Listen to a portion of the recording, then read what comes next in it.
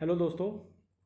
उम्मीद है आप सब बहुत शानदार होंगे। आज आप लोगों का पेपर था, पीजीटी का हो गया है पेपर। यही पेपर हम लोगों को मिला है, इसी को आज डिस्कस करने जा रहे हैं। आज पेपर था हरियाणा एस्टेट का, पीजीटी लेवल का, लेवल 3 भी इसको कहते हैं हरियाणा में, पीजीटी भी कहते हैं। तो उसी का हिस्ट्री का जो पेपर था, हिस्ट्री के सेक्शन में 60 क्वेश्चंस आए थे, जिसमें से कुछ क्वेश्चंस वर्ल्ड हिस्ट्री के थे, कुछ जो है ज़्यादातर इंडियन हिस्ट्री से थे।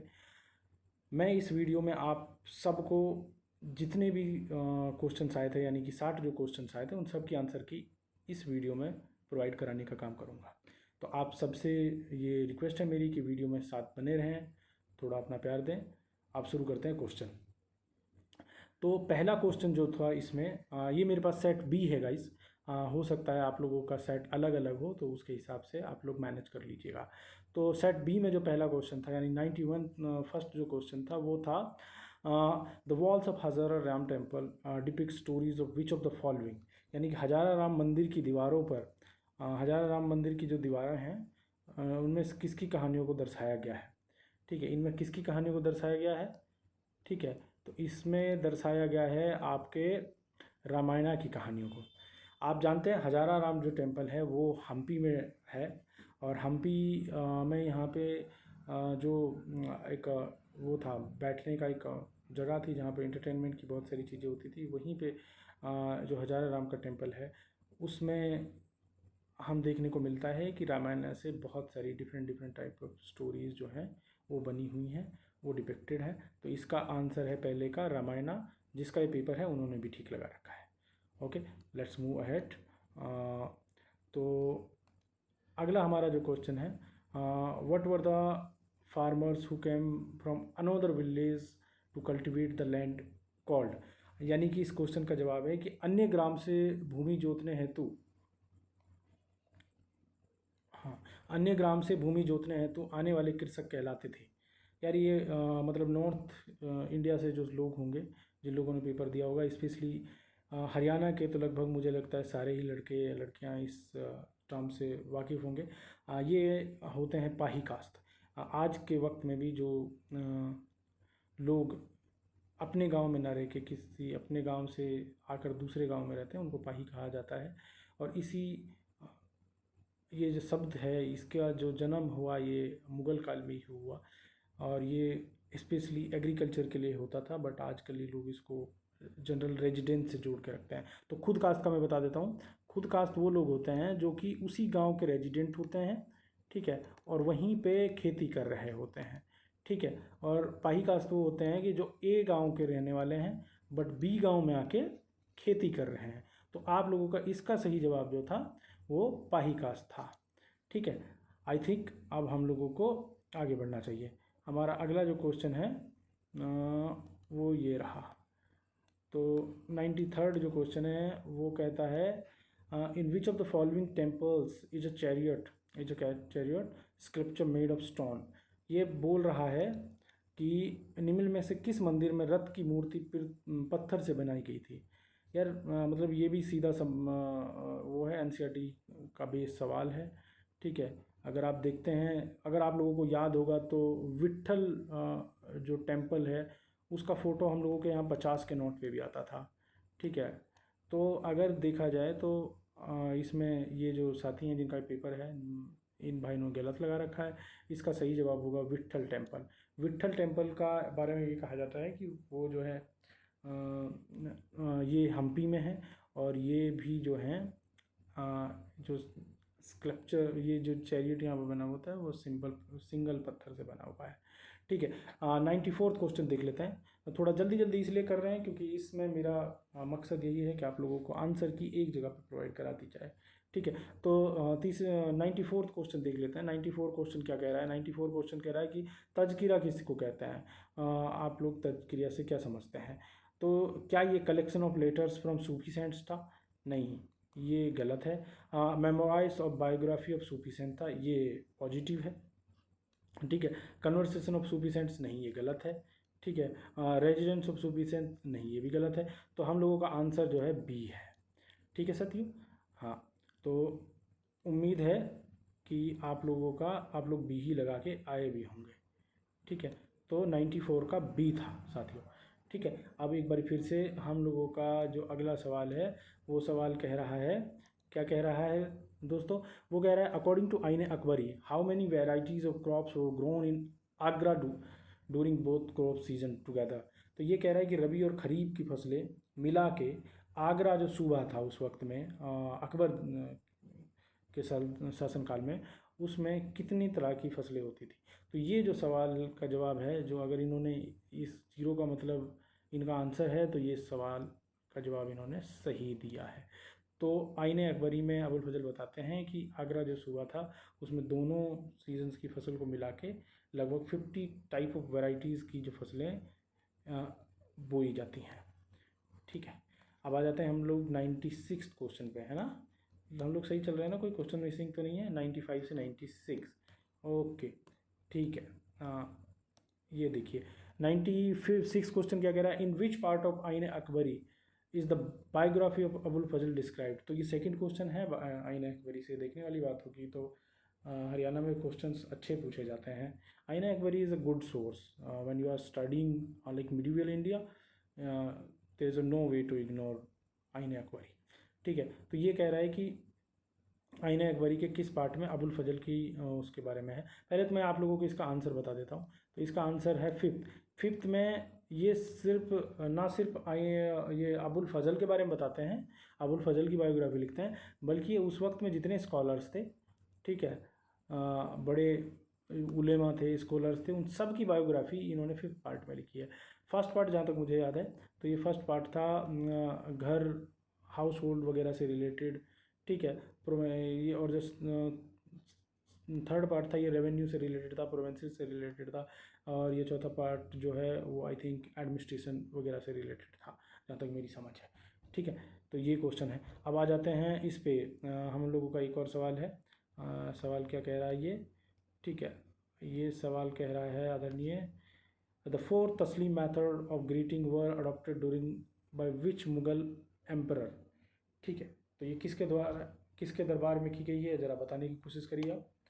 ठीक है, तो ये जो है मैं आप लोगों को एक हिंट दे देता हूँ, और मेरा हिंट ये है कि मुग़लों में शाहजहाँ ने सिजदा प्रथा की शुरुआत की थी। ठीक है, तो जो ये साथी सिजदा लगा के आए, शाहजहाँ लगा के आए हैं, ये गलत है। ठीक है, क्यों गलत है, क्योंकि इन्होंने सिजदा की शुरुआत की थी। चार तस्लीम की जब बात करते हैं तो ये जहांगीर ने शुरू किया था। ठीक है, मुझे उम्मीद है आप लोगों को आपके सवाल का जवाब मिल गया होगा। ठीक है, अब आ जाते हैं 98th क्वेश्चन पे, है ना। तो ये कह रहा है कि चांदनी चौक इन दिल्ली वॉज डिज़ाइंड बाय। तो चांदनी चौक दिल्ली में किसने बनाया था। अरे इसका जवाब जो है रोशन आरा नहीं, इसका जवाब होगा जहान आरा। ठीक है, महांगा ये जो है शाहजहाँ की बेटी थी। ठीक है, और इन्होंने ही जो है चांदनी चौक को ना सिर्फ डिज़ाइन किया था, उसकी मरम्मत कराई थी। इनको शौक़ था इस तरह के बाग बगीचे बनाने का। रोशन आरा की जब बात करते हैं तो इन्होंने वो एक क्या बगीचे का नाम है उनका, वो इन्होंने बनवाया था। गुलबदन बेगम की बात करें तो इन्होंने हुमायूं नामा लिखा था। ठीक है, ये इनकी चारों की हिस्ट्री है जिसके लिए जाने जाते हैं। ठीक है, तो अगर अब हम अगला सवाल अपना देखें तो अगला सवाल हमारा क्या कह रहा है। अगला हमारा सवाल कह रहा है कि वीर शैव ट्रेडिशन रिटन इन। ठीक है, यानी कि वीर शैव परंपरा के वचन किस भाषा में लिखे हैं ये बताना था आप लोगों को। ठीक है, तो क्या लगा के आए हैं आप लोग ज़्यादातर। इस साथी ने तो आई थिंक मराठी लगाया हुआ है, जो कि एकदम गलत है, क्योंकि वीर सेवा की अगर मैं बात करूं तो ये बसवन्ना आपने पढ़ा होगा सबने, एनसीईआरटी में एक चैप्टर है इनके बारे में। ठीक है, उनके द्वारा रचित जो संकलन है वो इन्होंने खुद लिखा है, और वो लिखा है कन्नड़ भाषा में। ठीक है, ये कर्नाटक से थे, हाँ ये भी आपको बता देते हैं, ये कर्नाटक से थे। ठीक है, ये मतलब कर्नाटका क्षेत्र में काम कर रहे थे। ठीक, उम्मीद है अभी आप लोग इसको फ्यूचर में कभी गलत नहीं करेंगे जैसे इन साथियों ने किया हुआ मराठी। ठीक, तो ये है। अब अगले सवाल पे आ जाते हैं। अगला सवाल हमारा क्या कहता है, which ruler was the first to visit the Ajmer dargah of Khwaja Moinuddin Chishti. यार ये एक इंटरेस्टिंग सवाल था। इंटरेस्टिंग मुझे इसलिए लगा क्योंकि मैं इसको जहाँ तक जानता हूँ इसका होना चाहिए मोहम्मद बिन तुगलक, ठीक है।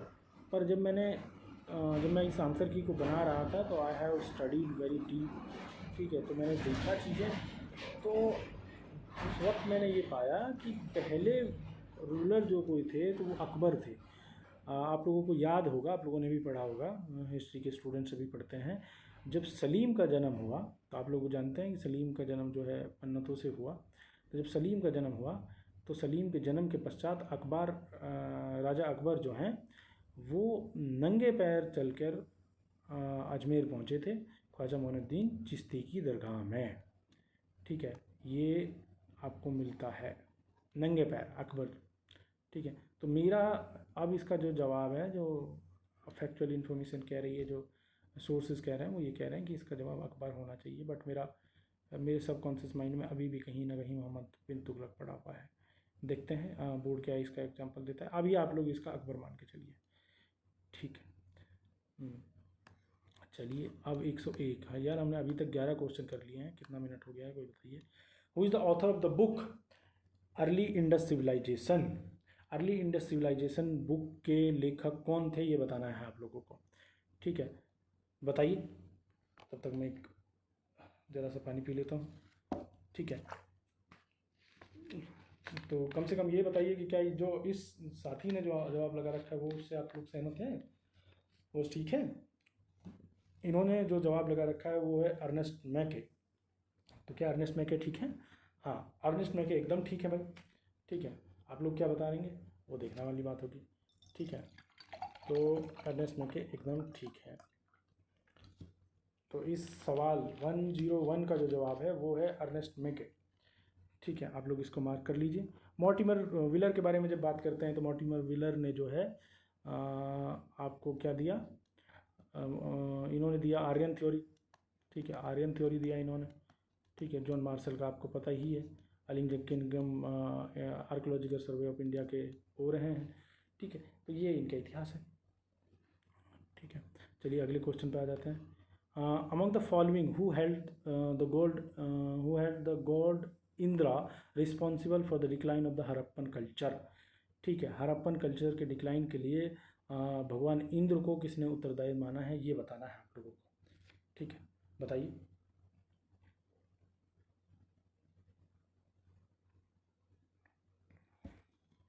मैंने जस्ट अभी ऊपर मेंशन किया कि मॉर्टिमर व्हीलर जो हैं वो आर्य थ्योरी को प्रोपगेट करने वाले, आर्य थ्योरी को बढ़ावा देने वाले व्यक्ति हैं। तो जब जिन्होंने आर्य थ्योरी को बढ़ावा दिया, द आर्यन थ्योरी को बढ़ावा दिया, उन्होंने ही तो कहा, भगवान इंद्र को उन्होंने ही तो कहा कि वो पुरेंदर है। क्या है? पुरेंदर। पुरेंदर यानी कि द डिस्ट्रॉयर ऑफ फोर्ट्स, यानी कि किलों को ध्वस्त करने वाले। याद आया कुछ? तो इसका जवाब जो है सर मॉर्टिमर व्हीलर हो जाएंगे, ठीक है। तो अब आ जाते हैं अगले क्वेश्चन पे। Under the Harappan civilisation exchanges were regulated by the precise system of weights. हाँ, इसको देख लेते हैं। हड़प्पा सभ्यता के अंतर्गत बाटों की एक सूक्ष्म प्रणाली द्वारा नियंत्रित थे, जो सामान्य रूप से चर्ट नामक पत्थर से बनाए जाते थे और आमतौर पर किसी भी तरह के निशान से रहित घनाकार होते थे। उपर्युक्त कथन के आधार पर हड़प्पाई बाट की क्या विशेषता थी वो बतानी है। तो आप लोगों को बेसिकली हड़प्पा का जो मेजरमेंट सिस्टम था, यानी कि हड़प्पा का जो बाट वाला सिस्टम था उसके बारे में बताना था। चलिए एक एक पॉइंट करके देख लेते हैं। बाटों के निचले मानदंड दृढ़ आधारी थे। यार ये दृढ़ क्या होता है, ठीक है, देख लेंगे भाई एक बार इंग्लिश में, ठीक है। तो ये क्या होते थे? लोअर डिनोमिनेशंस होते थे। हाँ ठीक है, ये बाइनरी है, मतलब ये इसका ये ठीक है भाई, इसका ये जो पॉइंट है ये ठीक है, बाइनरी होते हैं ये। छोटे बाटों का प्रयोग संभवतः आभूषणों और मानकों को तोलने के लिए किया जाता था। बिल्कुल सही बात है भाई, हमको वहाँ पे बाकायदा ज्वेलर्स की शॉप्स मिलती हैं, ठीक है। तीसरा पॉइंट जो है इसमें वो है हड़प्पा के सतलों से धातु से बने तराजू के पलड़े प्राप्त नहीं होते हैं। ये गलत है। ये गलत कैसे पूछ सकते हैं? देखिए लॉथल वगैरह से हमको इस तरह के साक्ष्य मिले हैं जहाँ पे मतलब मेटल से बने हुए इस तरह की चीज़ें दिखाई देती हैं। और दूसरी बात, ऐसा नहीं था कि ये सभ्यता जो थी मेटल से अवेयर नहीं थी, they are well aware with the metal. तो तो आप लोग जानते हैं कि इनके पास ये था, तो थर्ड पॉइंट गलत हो गया। अब फोर्थ देख लेते हैं। ऊपरी मानदंड दशमलव प्रणाली का अनुसरण करते हैं। ये भी सही है भाई, ठीक है, ये भी सही है। तो क्या हो गया इस सवाल का जवाब? इस सवाल का जवाब हो गया आदरणीय, इस सवाल का जवाब हो गया, यानी कि थर्ड गलत है। थर्ड गलत को निकाल दीजिए। कैसे निकाल दीजिए बताते हैं, एलिमिनेट कर दीजिए। इसमें थर्ड है, ये हो नहीं सकता। इसमें थर्ड है, ये हो नहीं सकता। ये दोनों में से हो सकता है। तो हमारे 3 पॉइंट ठीक थे, तो ये सही है, ठीक है। तो ये जवाब है हो गया इसका। इसका हो गया जी सी जवाब, ठीक है। चलिए आ जाइए आगे, 104 पे आ जाइए। 104 का क्या जवाब है? 104 सवाल कहता है कि मूंगा उद्योग, कोरल इंडस्ट्री, मूंगा उद्योग के पुरातात्विक साक्ष्य किस स्थान से प्राप्त होते हैं? यार ये तो बहुत ही सिंपल सवाल था। मतलब अगर किसी ने थोड़ी सी साउदर्न हिस्ट्री पढ़ी है तो कोडुमनाल हो गया इसका जवाब, ठीक है। देखो यार, कोडुमनाल है इसका जवाब, ठीक है। फिर अगला सवाल है, संगम काल में वेल्लार किसे कहते हैं? वेल्लार है ना भारी भरकम शब्द, तो बताइए वेल्लार किसे कहते हैं? तो वेल्लार कहते हैं इस वक्त में बड़े जमींदारों को, ठीक है। इनको अरीज एक शब्द था वो कहते थे, ठीक है, ये है। तो इसका जवाब क्या हुआ? इसका हुआ बड़े जमींदार। पाँचवें का बी है यानी कि, ठीक है। अब आ जाइए सिक्स्थ पे, ठीक है। सिक्स्थ क्या कह रहा है? सिक्स्थ कह रहा है, अपने साम्राज्य के उत्तरी पश्चिमी भाग में उत्कीर्ण राज्यज्ञ के लिए अशोक ने किस लिपि तथा किन लिपियों का प्रयोग किया? थोड़ा एक भाई अंग्रेजी में पढ़ लेते हैं। Which script did Ashoka use for the royal edicts issued the north western part of this his empire? North western part यानी कि बताइए, नॉर्थ वेस्टर्न पार्ट पंजाब से निकल के कहाँ पहुँचे? अफ़गानिस्तान वाले रीजन में, पाकिस्तान अफ़गानिस्तान वाले रीजन में, कंधार वाले रीजन में। तो ये इस बेल्ट में जो था, इसमें आपको तीनों लैंग्वेजेस के मिलते हैं। अरमाइक भी मिलता है, ग्रीक भी मिलता है और खरोस्ती भी मिलता है। तो इसका जवाब आप डी लगा लीजिए, ठीक है।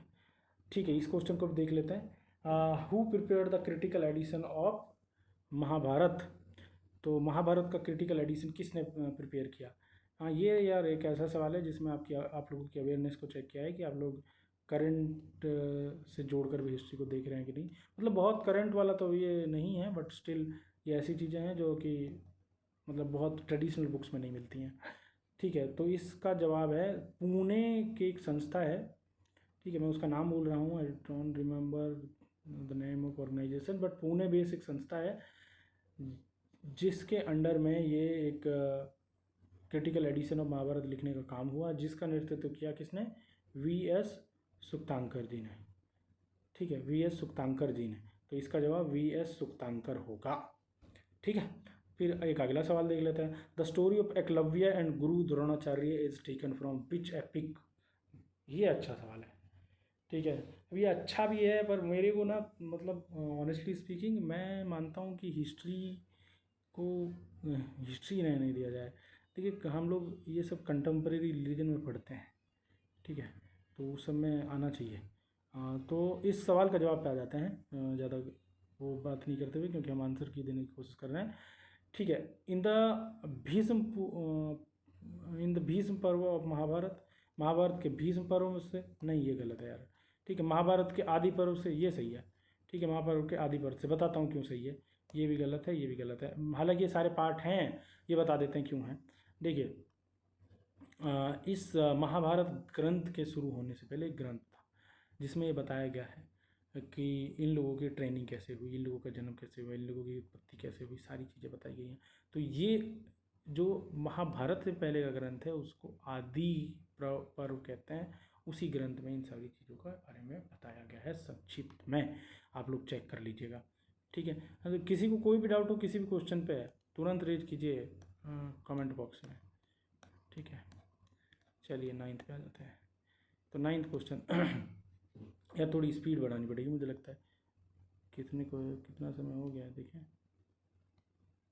19 मिनट हो गए हैं। थोड़ा स्पीड बढ़ा लेता हूँ, है ना, ठीक है भाई, बढ़ाते हैं स्पीड, ठीक है। From which Upanishad do we get information about the generation of teachers and disciples we many people are specified by their mothers name? देखिए ये भी अच्छा क्वेश्चन है, बहुत अच्छा क्वेश्चन है, शानदार जानकारी आपके पास होगी तभी आप इस सवाल का जवाब दे पाएंगे, ठीक है। तो किस उपनिषद से आचार्य और शिष्यों की पीढ़ियों की सूचना मिलती है जिसमें कई लोगों को उनके मर्तृत्व नाम से जाना जाता है? चलिए इसका जवाब देता हूँ, बहुत शानदार तरीके से इसका जवाब दूंगा, जिंदगी में कभी नहीं भूलेंगे।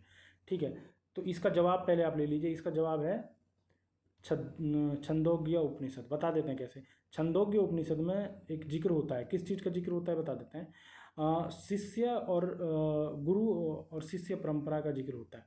जब गुरु और शिष्य परंपरा के बारे में छंदोग्य उपनिषद में लिखा जा रहा था, तो उसी वक्त में जो शिष्य थे उनका नाम उनकी माँ के साथ जोड़ के बताया जा रहा था। उदाहरण के लिए अगर मैं बोलूँ तो एक जवाला और उनके बेटे का जिक्र है, शक्तिमाल उनके बेटे का नाम था, शक्तिमाल। ठीक है, तो उनके बेटे का और उनका जिक्र है, तो उससे ही हिस्टोरियंस ने ट्राई किया कि ये कहीं ना कहीं एक ऐसी वक्त था जहाँ पे माँ के नाम से पौत्र जाना जा रहा था। ठीक है, अब आ जाते हैं the compilation of Mahatma Buddhas teaching. ठीक है यार, ये सूत्र पिटक है, मतलब बहुत ही सीधा जवाब है इसका, तो ये सूत्र पिटक है यार, ये गलत नहीं होना चाहिए क्योंकि ये तो बहुत पढ़ते हैं हम। जब भी हम किसी कॉम्पिटिटिव एग्ज़ाम की तैयारी कर रहे होते हैं तो ये ज़रूर पढ़ रहे होते हैं हम। ठीक है, तो ये इसका हो गया जवाब। ठीक है, अगर मैं बताऊं आगे आप लोगों को, तो आगे का सवाल है अमरावती स्तूप के बारे में बताइए। Who was the explorer of the Amaravati stupa? बताइए, बहुत अच्छा सवाल है, ये भी डिटेल में है। ठीक है, बताइए। ठीक है, मैं बता देता हूँ। जनरल हेनरी टेलर जो थे, इन्होंने ना सिर्फ ढूंढा बल्कि इसको पॉपुलर भी किया, तो इसका जवाब ए है। ठीक है, कॉलिन मैकेंजी की जहाँ तक बात करते हैं, इन्होंने ढूंढा नहीं था, इन्होंने डॉक्यूमेंटेड किया था। यहाँ का जो इतिहास था उसको डॉक्यूमेंटेड किया था। ठीक है, ठीक है। अलेक्जेंडर कैनिंगम को जानते हैं आप, और आर्कोलॉजिकल सर्वे ऑफ इंडिया के वो रहे हैं। इनको जेम्स प्रिसप को आप जानते हैं, डिसाइफर करने के लिए क्या, ठीक है, अशोक की लिपि को।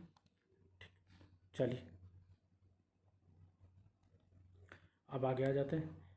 Tell the false statement. False statement बताना है, देख लेते हैं क्या क्या है। कैलाशनाथ टेम्पल के बारे में है। कैलाशनाथ मंदिर 8वीं सदी से में निर्मित है, 8वीं सदी में निर्मित है, सही बात है। ठीक है, क्या यह भगवान विष्णु को समर्पित है? भाई कैसे, कैलाश किनका अवतार का नाम है? कैलाश भगवान शिव का नाम है। ठीक है, तो कैसे हो सकते हैं विष्णु के लिए? तो ये गलत है भाई, फॉल्स ही पूछा है ना, आई थिंक। हाँ, फॉल्स ही पूछा है, बाकी सब सही हो गया ऑटोमेटिकली। ये मंदिर पूरी पहाड़ी को काट कर बनाया गया, सही है। ये मंदिर महाराष्ट्र में स्थित है, सही है। तो इसका जवाब है आदरणीय पी। ठीक है, अच्छा, तो अब आ गए हम अगले क्वेश्चन पे। The story is depicted on the northern torana gate of Sanchi. ये तोरण होगा यार, ये है ना, इसमें पता नहीं कैसे लिखा हुआ है। ठीक है, तो ये तोरण होगा। तो ये क्या रहा है, एक बार समझ लेते हैं। ये कह रहा है सांची स्तूप के उत्तरी तोरण द्वार पर दर्शाई गई कथाएं किस जातक से ली गई हैं? उत्तरी तोरण की बात हो रही है जहाँ। ठीक है, देखिए वहाँ पे बहुत सारी जातक कथाएं हैं, ये बहुत डीप क्वेश्चन हो गया भाई। ठीक है, ठीक है, तो ये इसका जवाब जो है संधि भेदा जातक होगा। ठीक है, संधि भेद जातक होगा इसका जवाब। ठीक है, चलिए, देखिए मैं इसको एक्सप्लेन नहीं कर रहा हूँ इसलिए ज़्यादा, क्योंकि आप लोग अगर मेंशन करेंगे, आप लोग बताएंगे कि इसका एक बार एक्सप्लेनेशन वीडियो लेके आ जाइए, तो एक्सप्लेनेशन लेके आया जाएगा। नहीं तो अभी आप लोगों को सिर्फ और सिर्फ मैं कोशिश कर रहा हूँ कि जल्दी जल्दी करके वो बता दिया जाए। क्या बता दिया जाए? आंसर की बता दिया जाए सभी 60 क्वेश्चंस के। A bunch of old letters is publication of whose letters. यार ये तो बहुत इंटरेस्टिंग सवाल है, मेरे को इस तरह के सवाल अच्छे लगते हैं। अ बेंच ऑफ ओल्ड लेटर्स, ठीक है, किसने पब्लिश किया ये बताना है। ठीक है, बताइए, बहुत इंटरेस्टिंग सवाल है। ये जवाहरलाल नेहरू जी का है। इसकी कहानी सुना देता हूँ आपको। तो इसकी कहानी, इसके पीछे कहानी ये है कि आदरणीय हमारे पूर्व प्रधानमंत्री जवाहरलाल नेहरू जी ने जितने भी इनको लेटर्स लिखे गए थे उन सबको संकलित करके, उन सबको एक साथ इकट्ठा करके पब्लिश करवाया था खुद से। और ये देखिए आप, ये बहुत विजनरी सोच है, कोई छोटी मोटी सोच नहीं है। समझिए कैसे ये हिस्ट्री समझते थे, लिखते थे, जानते थे, पढ़ते थे। तो समझिए कि जितने इनको लेटर्स लिखे गए वो सब हिस्ट्री की धरोहर हैं, उन सबसे हिस्ट्री लिखी जानी थी, सबसे हिस्ट्री गढ़ी जानी थी, ये उनको उस वक्त पता था, तो इसीलिए इन्होंने अपने लेटर्स को पब्लिश किया। ठीक है, चलिए, जिगरा है इनके पास कि लेटर्स को पब्लिश कर दिए अपने। ठीक है, रैयतवाड़ी बंदोबस्त कहाँ लागू किया गया? रैयतवाड़ी बंदोबस्त कहाँ लागू किया गया? चलिए बात कर लेते हैं। बंगाल और इसमें बिहार में हमको परमानेंट मिलता है, परमानेंट सेटलमेंट मिलता है देखने को। दक्षिण और दक्षिण पश्चिम भारत, यही इसका आंसर होगा। उत्तर पश्चिम जो नॉर्थ वेस्टर्न फ्रंटियर, ये गलत है। नहीं नहीं नहीं नहीं भाई, ये तो ये भी गलत है, पंजाब भी, ये तो एक जैसे ही हो गया ना। तो इसका सी आंसर है भाई। ठीक है, 115 का सी आंसर है। ठीक है, तो आ जाइए आगे। Arrange the following institution in order of their years of establishment. Interesting question, मज़ा आएगा। ठीक है, चलो करते हैं इसको सॉल्व। तो इसका क्या था, सबसे पहले नीचे से 1906, स्वराज पार्टी 1923, ठीक है, और अखिल महासभा, भारतीय महासभा 1906 है शायद इसका। ठीक है, और इसका नेशनलिस्ट पार्टी का 1930s में कभी है ये। ठीक है, तो इसका जवाब ढूंढ लेते हैं। Four four four four four 1 और 3 2, हाँ ये इसका आंसर है बी। ठीक, लगा लीजिए आप लोग, बी लगा लीजिए। क्या है बी, किसका आंसर है? बी आंसर है जी 116, 16वें क्वेश्चन का। ठीक है, ठीक है ना, आ जाइए। The statement I believe separate electorate will be suicidal to the minorities, किसके द्वारा कहा गया था बताइए? ये गोविंद वल्लभ पंत जी के द्वारा कहा गया था, सही कहा गया था। ठीक है, तो इसका जवाब गोविंद वल्लभ पंत हो गए। ठीक है, अगले सवाल चलें, अगले सवाल चलें। ठीक है भाई, when did the Dutch started trading activities in Masulipatnam? Masulipatnam, डचों ने मसूलीपट्टनम में व्यापारिक गतिविधियां कब शुरू आरंभ की? ठीक है यार, यहाँ पे इसका जवाब सही दिया हुआ है 605, ये नोटिस किया आप लोगों ने? यहाँ 605 है, यहाँ 606 है। वाह रे स्टेट, वाह वाह वाह वाह वाह, बूढ़ कीजिए भाई। ठीक है, चलिए चलिए, कोई बात नहीं, हमको पेपर सॉल्व करना है। ठीक है, होता रहता है, बड़े बड़े शहरों में छोटी छोटी बातें होती रहती है। अमर कथा इज़ द ऑटोबायोग्राफी ऑफ, बताइए भाई, किसकी ऑटोबायोग्राफी है अमर कथा? जल्दी बताइए भाई, हमारी महिला साथियों से उम्मीद करता हूँ मैं इस सवाल का जवाब तुरंत दे रहे होंगे हमको, मतलब दौड़ा के। चलिए बता देते हैं।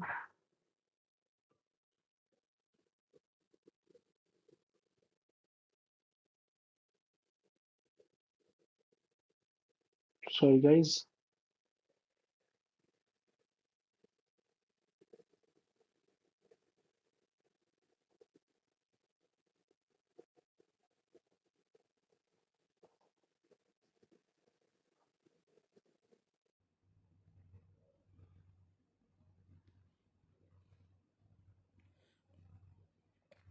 ठीक है,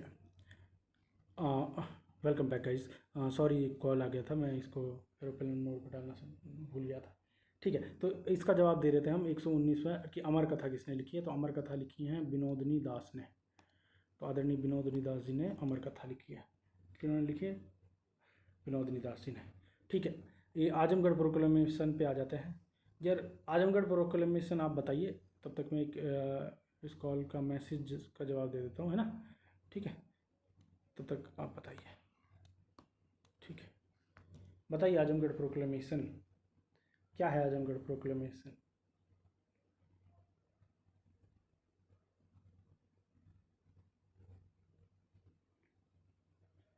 अरे भाई याद आ रहा है कुछ? आजमगढ़ प्रोक्लेमेशन जो है क्या नाम था उनके, बेगम हजरत महल के बेटे का,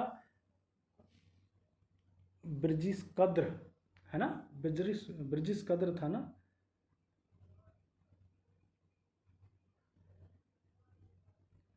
बताओ भाई।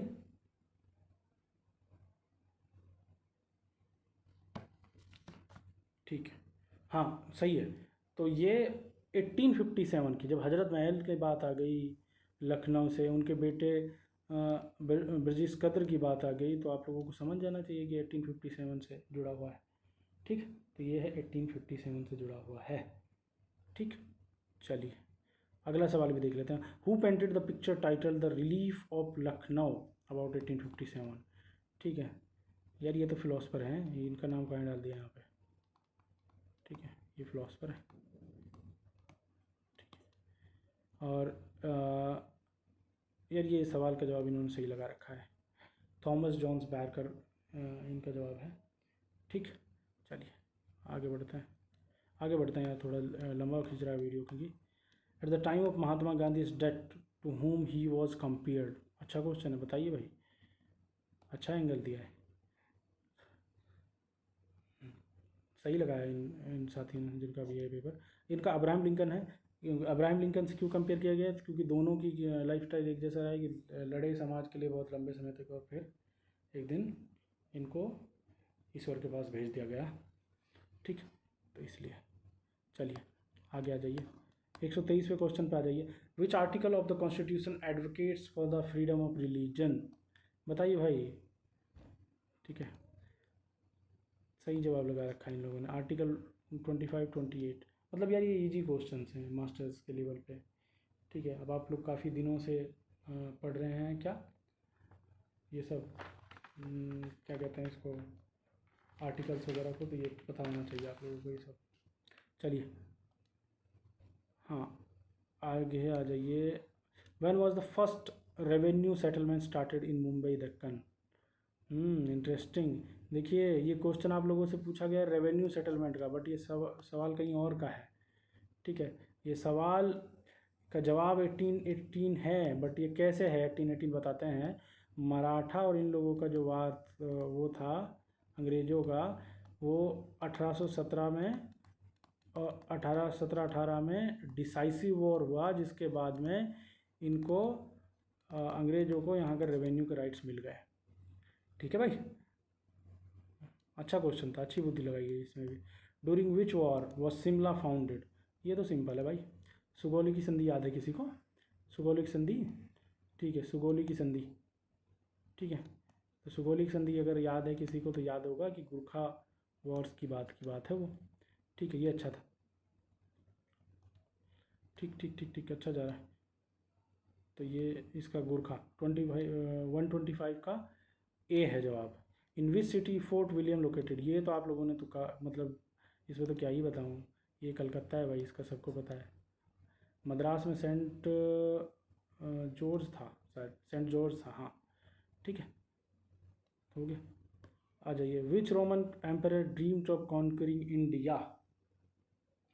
बताइए। अरे ये थोड़ा टेढ़ा सवाल है, बट इसका जवाब ट्रोजन है। जो इनके इतिहासकार हैं वो लिखते हैं कि ये जब इन्होंने हमारी तरफ बढ़ने की कोशिश की थी, काफ़ी ख्याली पुलाव बनाने वाले आदमी थे, आगे बढ़े भी जीवन में, तो इनको लगा कि हम इंडिया को भी जीत सकते हैं, बट वो पॉसिबल नहीं था। India is the great. ठीक है, चलिए। What is the new name of the Constantinople? यार क्या सवाल है, इस्तांबुल है भाई, सबको पता है इसका। ठीक है, इस्तांबुल रहेगा इसका जवाब 128 का। ठीक है, चलिए आगे आइए। Which clan did Genghis Khan belong to? ये तो आप लोगों को पता है यार, कब से चंगेज़ खान पढ़ रहे हो। ठीक है, सी आंसर है इसका, 129 का सी। लगा लो भाई, सब लगा लो, 129 का C. When did the shogun system ends in Japan? बताइए भाई, बताइए शोगुन सिस्टम का।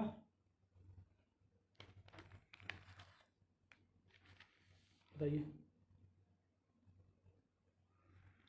गलत लगा रखा है इन साथियों ने, ये 1868 होगा। यार अगर इन सब सवालों पे आप लोगों को डिटेल वीडियो चाहिए तो एक बार ज़रूर हमको बताइएगा कमेंट में, है ना, क्योंकि आप लोग जब प्रेम करेंगे तब ना चीज़ों पर काम करेंगे। Who is consider the founder of modern China? बताइए मॉडर्न चाइना के फाउंडर कौन थे? अरे भाई सन्यात सेन थे, सब जानते हो आप लोग इसको, क्या बताना है इसमें। ठीक ठीक, आ जाइए अगले पे। Who is the author of the book on the dignity of man? बताइए।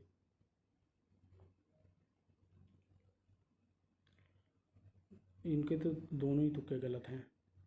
ठीक है, इनका ये डी आंसर है, डी आंसर है इनका। ठीक है, तो 132 का डी है, जोवेनो पिको देला मिरांडोला। भाई क्या ही नाम थे यार। ठीक है, चलिए कोई बात नहीं। ठीक है, कोई बात नहीं। 140 यार, कुछ क्वेश्चंस मिसिंग है ना। अरे हाँ यार, कुछ क्वेश्चंस मिसिंग है इसमें से। चलिए उन जो क्वेश्चंस मिसिंग है उनके जवाब मैं आप लोगों को बता देता हूँ। क्वेश्चन 133 है ना। 133 133 133। हाँ, the first scholar to work on feudalism was, सामंतवाद पर सर्वप्रथम काम करने वाले विद्वान। ठीक है, सामंतवाद पर सर्वप्रथम काम करने वाले विद्वान का नाम आप लोगों को बताना है आदरणीय साथियों। ठीक है, बताइए। ठीक है, बताइए बताइए बताइए, जल्दी बताइए। ठीक है, तो ये थे मार्क ब्लॉक। कौन थे? मार्क, कौन थे भाई?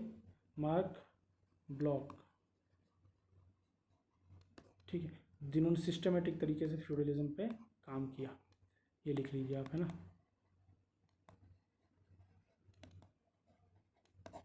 ठीक, ठीक है भाई। अब आ जाइए 134, the medieval Italian city that played the most significant role in trade. बताइए, ये पूछ रहा है कि मध्यकालीन इटली का वह शहर जिसने व्यापार में सर्वाधिक महत्वपूर्ण भूमिका निभाई। इसका जवाब वेनिस है, इसका जवाब वेनिस है गाइस। ठीक है, वह शहर इटली का जिन्होंने व्यापार में भागीदारी दी, तो उसका जवाब है वेनिस। क्या जवाब है? वेनिस। 134 का और वेनिस होगा। ठीक है, हाँ। अब आ जाइए, the medieval period of European history refers to, यूरोपीय इतिहास का मध्यकालीन युग किस सदी को कहते हैं? तो भाई 135 का बता देते हैं, यहाँ पे अच्छे समझाएंगे आप लोगों को। 135 का 476 से शुरू करके ये 1453 तक करते हैं इसको। 1452 में जब कोलंबस ने अपना व्योज शुरू किया, तो उस समय से ये लोग मानते हैं कि इनकी मॉडर्निटी की शुरुआत हो गई। ठीक है, तो क्या हुआ जी जनाब? ये हुआ आपका ये। ठीक है,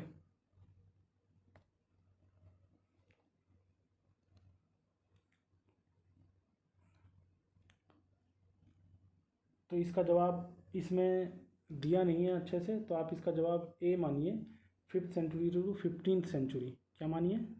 5th to 15th, ये जवाब होगा इसका। आप लोग लगा लीजिए अपना अपना जवाब।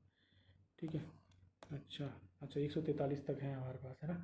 सॉरी यार, मतलब वो गलती से हो गया है लगता है।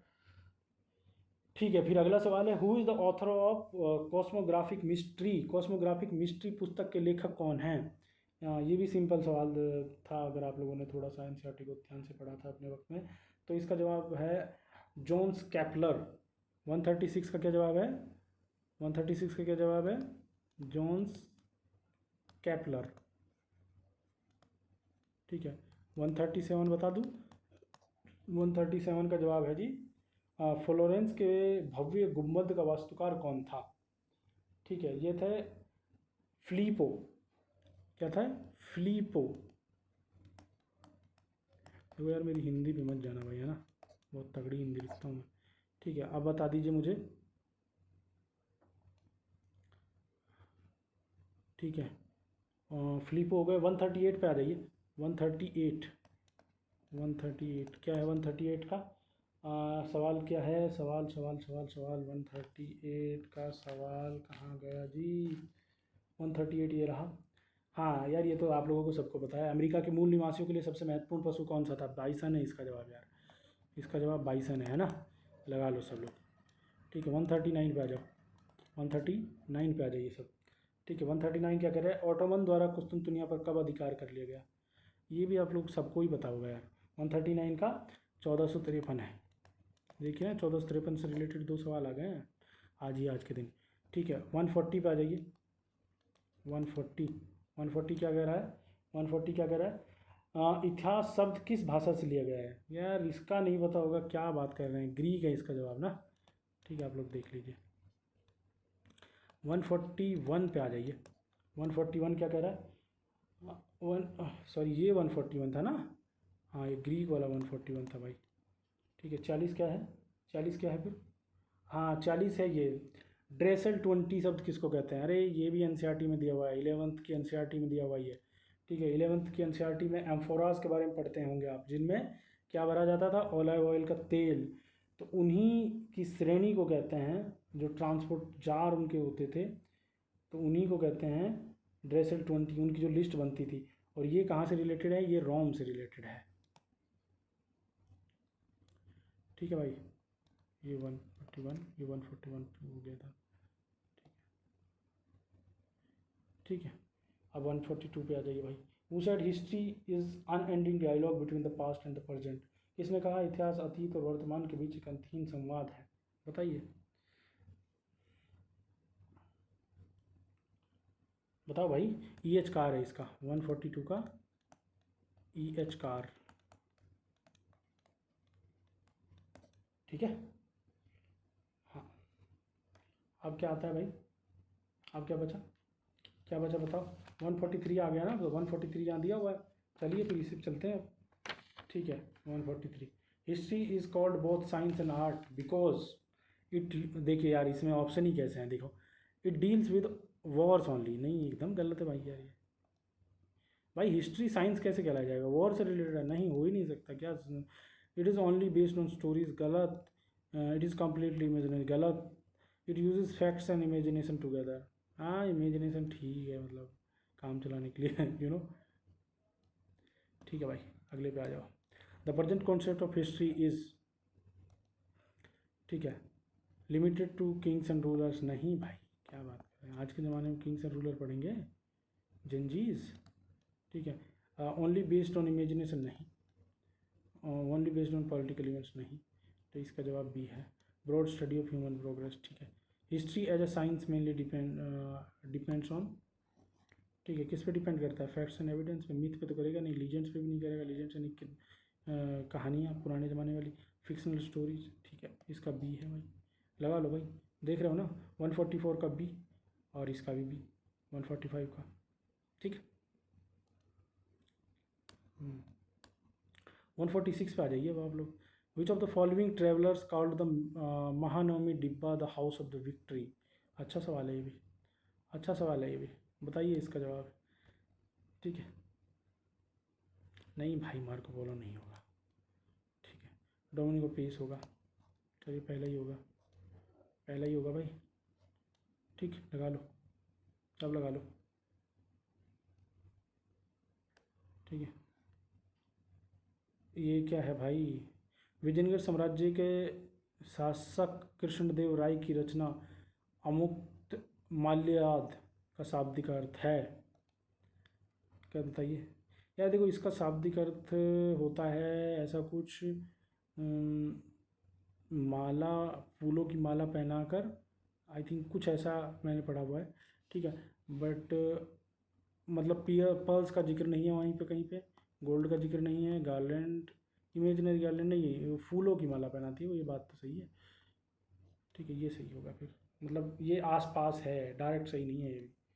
ठीक 148 पे आ जाइए। Which is the popular composition of Srimanta Shankar Dev? ठीक है बताइए भाई, श्रीमंता शंकर देव का बताइए। कीर्तन घोष होगा इसका जवाब भाई। ठीक है अब इसके बारे में तो मैं आप लोगों को क्या ही एक्सप्लेन करूँ, कीर्तन घोष है इसका जवाब, ये जान लीजिए आप लोग। ठीक ठीक है भाई अगले सवाल पर जाइए। The shrine of which Sufi saints is located in Ajodhan? ठीक है तो अजोधन पहले तो ये बताओ अजोधन है कहाँ? अजोधन है जी पाकिस्तान में। तो पाकिस्तान में किस उसकी वो है, हो गई ना आसान काम, शेख फरीदुद्दीन गंज से करके। भाई इतना आसान है यार, तोड़ लो सवालों को। ठीक है आ जाओ आगे। In whose travelogue the physical condition of the Indian people has been described as followers? लोग इतनी अधिक तथा दुखद गरीबी में रहते हैं कि इनके जीवन की मात्र नितांत अभाव के घर तथा कठोर कष्ट दुर्भाग्य के आवास के रूप में चित्रित अथवा ठीक प्रकार से वर्णित किया जा सकता है। किसका भाई ये बयान? ठीक है, बताओ भाई, देख लेते हैं एक बार, एलिमिनेट कर लेते हैं। इब्ने बतूता ने तो खूब तारीफ की है यार, क्या बात कर रहे हो।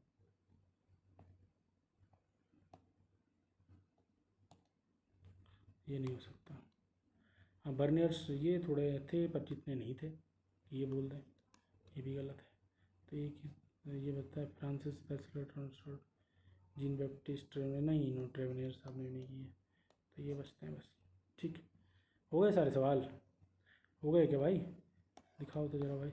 हाँ, सारे सवाल हो गए, ठीक है। तो ये गाइस, ये आप लोगों के आज के पेपर था, ठीक है, आज का पेपर ये था। उम्मीद है कि आप लोगों को ये क्लास, ये आंसर की पसंद आई होगी, समझ आई होगी, मैं एक्सप्लेन कर पाया हूँगा।